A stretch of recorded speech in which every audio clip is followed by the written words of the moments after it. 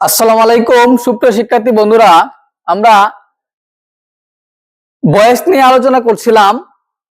তো আজকে আমরা 4 নাম্বার এবং 5 নাম্বার রুলস নিয়ে আলোচনা করব। এখানে মোট 9টা রুলস আছে। কয়টা রুলস আছে? 9টা। 9টার মধ্যে আমরা আগের ক্লাসে 3টা করেছিলাম, আজকে আমরা 2টা করব ইনশাআল্লাহ। ঠিক আছে? দেখো, পাস্ট ইনডেফিনিট টেন্স যদি অ্যাক্টিভ বাক্যে থাকে তাহলে subject plus V two plus object, এটা আমরা সবাই জানি। এটা হচ্ছে পাস্ট ইনডেফিনিট টেন্সের স্ট্রাকচার।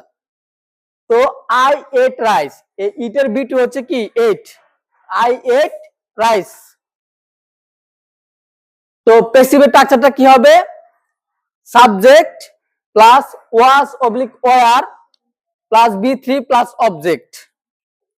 তাহলে এখানে আমরা জানি যে অবজেক্টটা হবে সাবজেক্ট, অবজেক্টটা হবে সাবজেক্ট, তার মানে রাইস। তারপরে ওয়াজ, রাইসের সাথে কি আসবে? ওয়াজ। তারপরে বি থ্রি মানে হচ্ছে কি? ইটেন। তারপরে বাই যুগে হচ্ছে অবজেক্ট হবে মানে সাবজেক্ট হবে কি? অবজেক্ট। তার মানে বাই যুগে মি, কারণ এখানে সাবজেক্ট হচ্ছে কি? আই, তাহলে আই এর ইয়া হবে মি।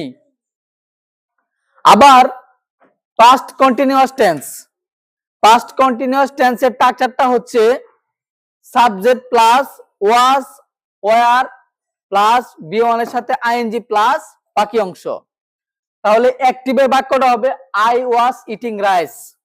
পাস্ট কন্টিনিউয়াস টেন্সের অ্যাক্টিভে বাক্যটা হবে আই ওয়াজ ইটিং রাইস। তাহলে এইটা প্যাসিভে কি হবে? প্যাসিভে হবে সাবজেক্ট প্লাস ওয়াজ ওয়ার, যেহেতু কন্টিনিউয়াস আছে তাহলে কি আসবে? বিং আসবে। যেহেতু কন্টিনিউয়াস আছে তাহলে কি আসবে? বিং। এই জন্য এখানে বিং, তারপর হচ্ছে বি থ্রি প্লাস অবজেক্ট। তাহলে আমরা জানি সাবজেক্টটা কি হয়? অবজেক্ট। অবজেক্টটা কি হয়? সাবজেক্ট। তাহলে এই বাক্যের অবজেক্ট হচ্ছে কি? রাইস, তাহলে এটা হবে সাবজেক্ট রাইস।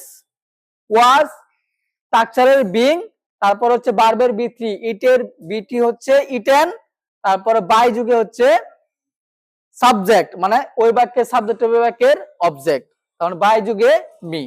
আশা করি সবাই বুঝতে পেরেছো। সবাইকে অসংখ্য ধন্যবাদ। আসসালামু আলাইকুম।